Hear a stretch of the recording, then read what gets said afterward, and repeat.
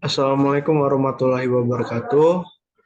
Kami dari kelompok 3 ingin mempresentasikan analisis data tentang Uni Eropa yang kami temukan. Sebelumnya kami ingin memperkenalkan diri. Nama saya M. David Aliksan dengan NPM 211021036.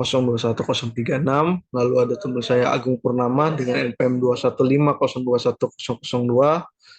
Ada Ahdan Zaidan dengan NPM 21110210043.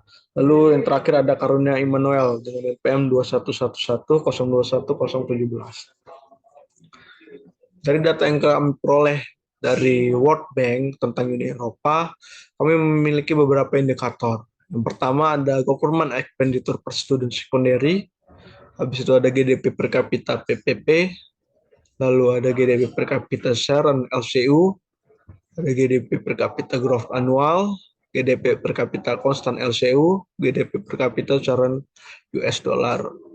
Lalu ada government expenditure per student tertiary, government expenditure per student primary, GDP per kapita PPP konstan 2017 dan GDP per kapita konstan 2015.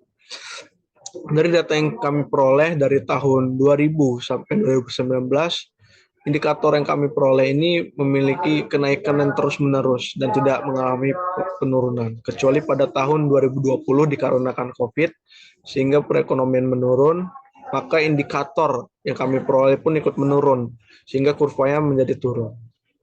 Untuk jumlah penduduk, Uni Eropa cenderung stagnan dengan segitu-segitu dan bertambahnya tidak terlalu banyak.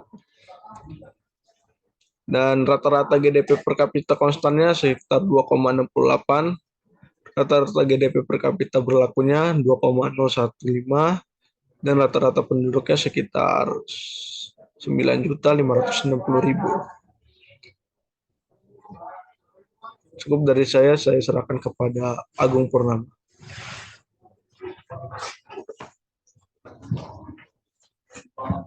Baik, di sini saya akan melanjutkan materi dari kawan saya, yaitu analisis tentang PDB Uni Eropa atas dasar harga berlaku dan konstan.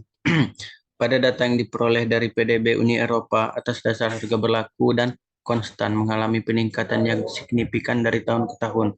Ini menunjukkan bahwa Uni Eropa mengalami pertumbuhan ekonomi yang baik, ditandai dengan peningkatan produksi atau output pada setiap tahunnya.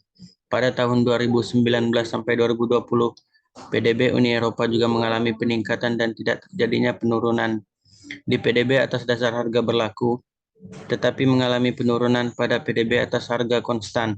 Ini artinya pertumbuhan ekonomi di Uni Eropa baik dan terus mengalami progres yang matang. Tetapi karena pada tahun tersebut terjadi wabah COVID-19, PDB atas dasar harga berlaku terjadi penurunan output produksi di Uni Eropa. PDB ini juga menunjukkan bahwa produksi di Uni Eropa selalu konsisten dan tidak mengalami penurunan yang drastis, tetapi juga tidak mengalami peningkatan yang sangat drastis, dalam artian bahwa peningkatan PDB ini meningkat konstan seperti tahun-tahun sebelumnya. Baik, materi selanjutnya akan dilanjutkan oleh kawan saya.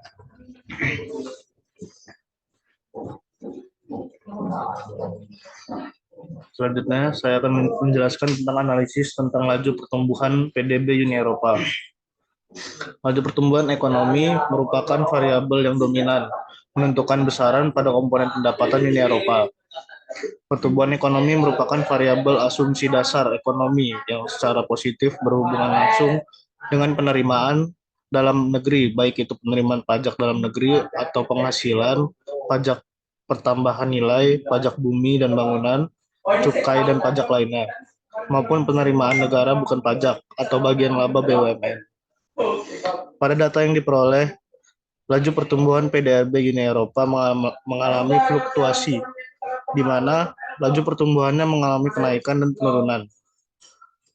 Bahkan juga sampai terjadi pengurangan yang drastis. Hal ini menunjukkan bahwa laju pertumbuhan ekonomi di Uni Eropa telah terjadi resesi.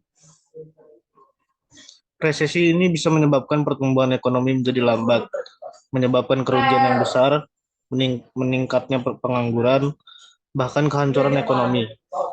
Hal ini mungkin disebabkan karena terjadinya wabah virus COVID-19 yang melanda seluruh dunia. Dan hal ini menyebabkan Uni Eropa terjadi resesi pada tahun 2020. Lalu analisis tentang jumlah penduduk di Uni Eropa. Pada data yang diperoleh, di Uni Eropa mengalami kenaikan di setiap tahunnya. Hal ini disebabkan tingginya angka kelahiran yang ada. Tak hanya itu, meningkatnya jumlah penduduk yang ada bisa menyebabkan kesenjangan ekonomi dan juga angka pengangguran yang semakin meningkat.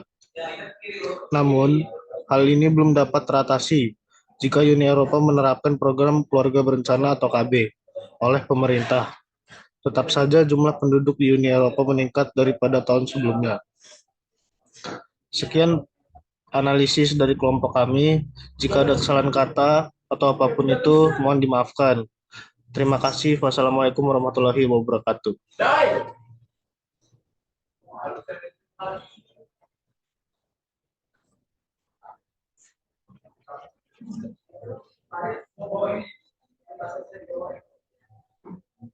Masih ada